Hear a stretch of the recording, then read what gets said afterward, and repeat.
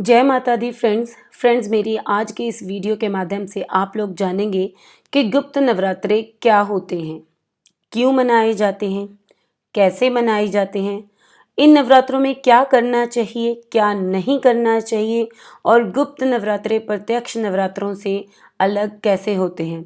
तो बहुत सारी जानकारी आपको मेरी इस एक वीडियो के माध्यम से मिलने वाली है, लेकिन आपको अपना कुछ समय मुझे देना पड़ेगा। आपको ये वीडियो अंत तक सुननी पड़ेगी, देखनी पड़ेगी। तो बने रहिए मेरे साथ अंत तक। मैं नीतू अपने इस चैनल मंत्रा चैंटिंग पर आप सबका स्वागत करती हूँ। तो शुरू करते हैं हमारा आज का विषय गुप्त नवरात्रि। सबसे पहले मैं बता दूं कि बहुत जल्द गुप्त नवरात्रि आने वाले हैं। 19 जून 2023 से आषाढ़ गुप्त नवरात्रि की शुरुआत होगी, जिसका समापन 28 जून 2023 को होगा। और इसके बाद हम बात करते हैं कि गुप्त नवरात्रि होते क्या हैं। हिंदू महीनों के अनुसार नवरात्रि वर्ष में 4 पवित्र महीनों में मनाई जाती है। यह 4 महीने हैं माघ, चैत्र, आषाढ़ और अश्विन।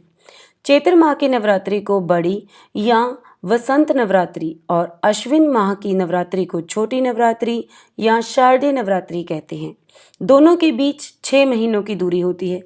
बाकी बची 2 आषाढ़ और माघ महीने की नवरात्रि को गुप्त नवरात्रि कहते हैं। गुप्त अर्थात छिपा हुआ। इस नवरात्रि में गुप्त विद्याओं की सिद्धि हेतु साधना की जाती है। गुप्त नवरात्रि में तंत्र साधनाओं का महत्व होता है और तंत्र साधना को गुप्त रूप से ही किया जाता है। सभी के सामने ये साधना नहीं की जाती, इसीलिए इसे गुप्त नवरात्रि कहते हैं। गुप्त नवरात्रि के व्रत थोड़े कठिन माने जाते हैं प्रत्यक्ष नवरात्रि के अगर हम कंपैरिजन करें तो। साथ ही इसमें माता के मंत्रों का जाप किया जाता है। गुप्त नवरात्रि में 10 महाविद्याओं का जाप किया जाता है। उनमें से 10 विद्याएं जो हैं वो हैं माँ काली, तारा देवी, त्रिपुर सुंदरी, माँ भुवनेश्वरी, माता छिन्नमस्तिका, त्रिपुरा, भैरवी, माँ धूम्रावती, माँ बगलामुखी, माँ मतंगी की पूजा इन गुप्त नवरात्रों में की जाती है। फ्रेंड्स, अब हम बात करते हैं कि गुप्त नवरात्रे क्यों मनाए जाते हैं।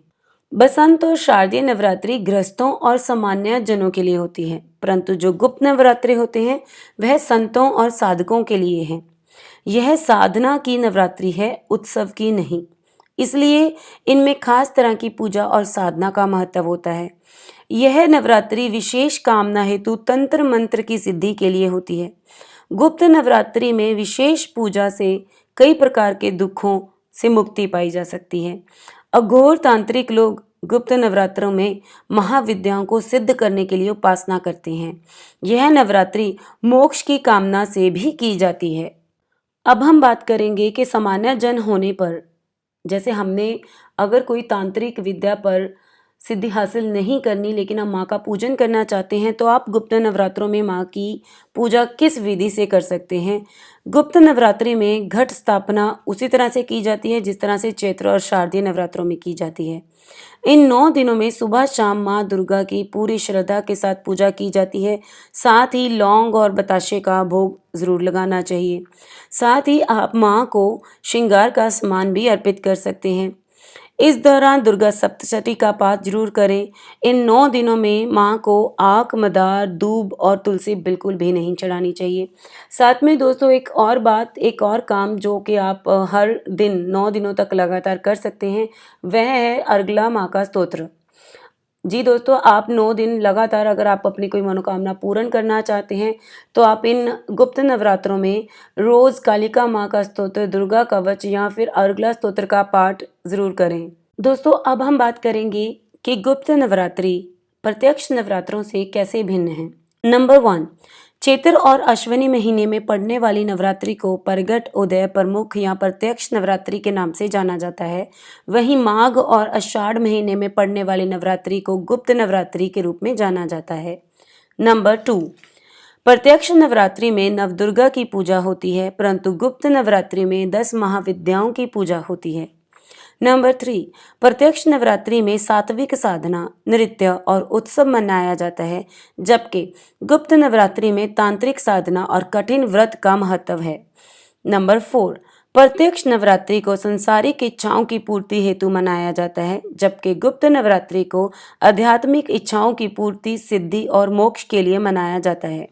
नंबर 5, प्रत्यक्ष नवरात्रि की प्रमुख देवी माँ पार्वती हैं, जबकि गुप्त नवरात्रि की प्रमुख देवी माँ काली हैं। नंबर 6, प्रगट नवरात्रि में घर, मंदिर, पंडाल जैसे स्थानों पर मां भगवती की पूजा होती है और हर व्यक्ति इस पूजा को कर सकता है। लेकिन गुप्त नवरात्रि में गुप्त तांत्रिक सिद्धियां पाने और इच्छा पूर्ति के लिए 10 महाविद्याओं की साधना की जाती है। इसकी साधना उपासना को गुप्त रखा जाता है। फ्रेंड्स, अब मैं आप लोगों के साथ कुछ ऐसी रेमेडीज़, कुछ उपाय शेयर करने वाली हूँ जिनको करने के बाद गुप्त नवरात्रों में अगर आप इन चीज़ों को करते हो तो अपनी बहुत सारी विशेज़ को पूरा कर सकते हो।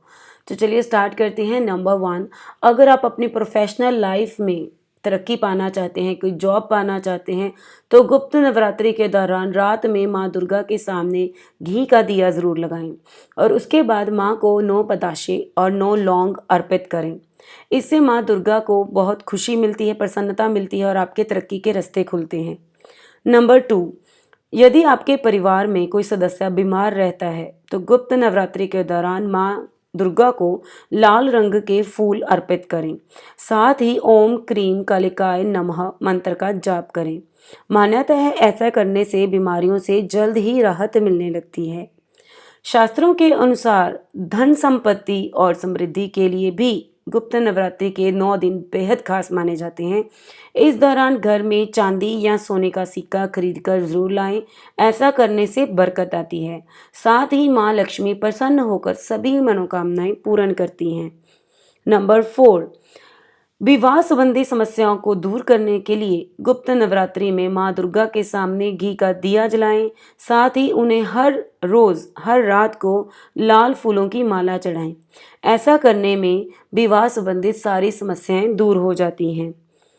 नंबर 5, इसके अलावा यदि आप मान सम्मान में वृद्धि और परिवार में खुशहाली पाना चाहते हैं तो गुप्त नवरात्रि में किसी भी दिन देवी के मंदिर जाएं, वहां पर लाल रंग का झंडा चढ़ा दें।